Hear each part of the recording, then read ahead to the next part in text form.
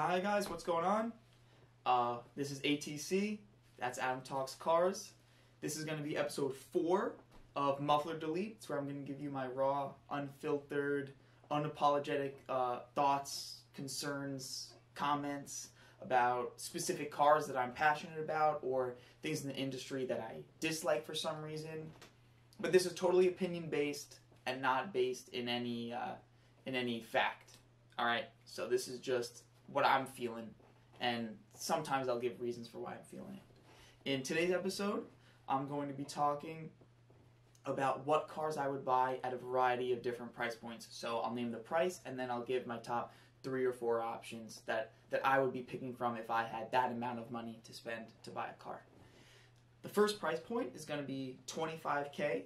At the $25,000 mark, my top 3 are the Kia Forte GT, the Hyundai Kona, if I needed to get a crossover, and I think my top choice would probably be the brand new Hyundai Elantra N-Line. The design is, on any level of the 2021 Elantra, is pretty exciting, and the N-Line has a few bits here and there that I think spice it up a little bit. It's the same powertrain as the Kia Forte GT, basically, but I just happen to like the looks of the Hyundai N-Line a little bit, just that little bit more.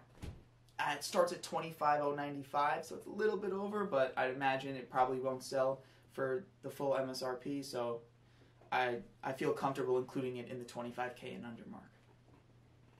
Alright. At the $50K mark is probably where I struggle the most, because there's a lot of really incredible cars at around like 60 grand, but I decided let's go by multiples of 25, and at the $50K mark, my top choices would be Kia Stinger GTS, like the fully loaded out, starts at 44, so you still have 6 grand to add options on top of that, so I'd get a fully loaded Kia Stinger, or the Hyundai Veloster N, the full N.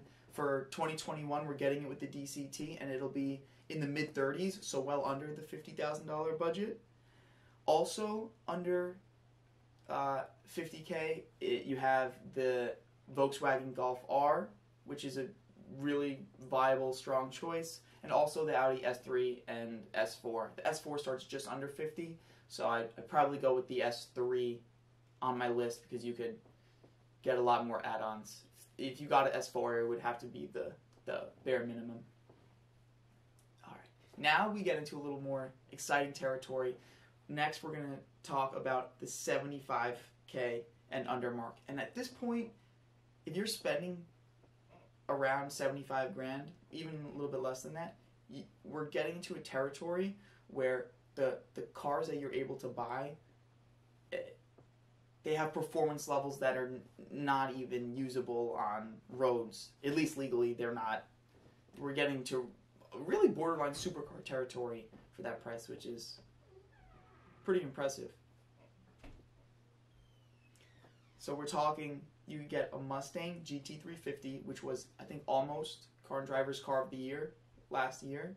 Only beat out by the 911, I think, but they were pretty neck and neck, which is, I mean, if you're putting a Mustang in the same sentence as a 911, then clearly Ford did something right with that Mustang. Also, the C8 Corvette starts at just 60 grand, so you can get a almost fully loaded Corvette still under 75 grand, which is incredible. That's a mid-engine supercar. Like, if someone doesn't know cars, they might look at the C8 Corvette and think it's a Ferrari or a Lamborghini or something. And the performance is at that level too, so that's really incredible that you can get that for under 75 grand. Also, personally, I'd probably go with the BMW M2. That's just a little bias. I love that car. I've talked about it in at least one of my past videos. So I'd probably go with an M2, and you could get that totally fully loaded. Or if I needed a sedan, I'd go with either an M3 or the Alfa Romeo Giulia Quadrifoglio. So that's what I'd be looking at. I think no one could ever need to spend more than $75,000 on a car, because at that price point, you're getting performance that you won't even be able to use like on the street ever unless you're breaking a lot of laws. That's not to say you shouldn't ever spend more than that. If you have the means, by all means, go for it. Like I fully support it. If I did, I would too. But that's kind of the $75,000 mark is where I kind of draw the line of, okay, these cars are incredible. You never would need to spend more than that unless, you know, you have that level of disposable income. And the last price point would make sense. It would be $100K. It's actually not going to be. I'm going to do $110K, which is not the multiple of 25. I know. But there was just a few cars that were in between that 100 and 110 mark that I really needed to include. Actually, I think at least half, if not more, of this section is going to be a little bit over 100K, but below 110. So this list is going to consist of the Audi RS6, which I talked about before as being like my one-stop shop. If I could only pick one car, that would be the one, because it can do everything.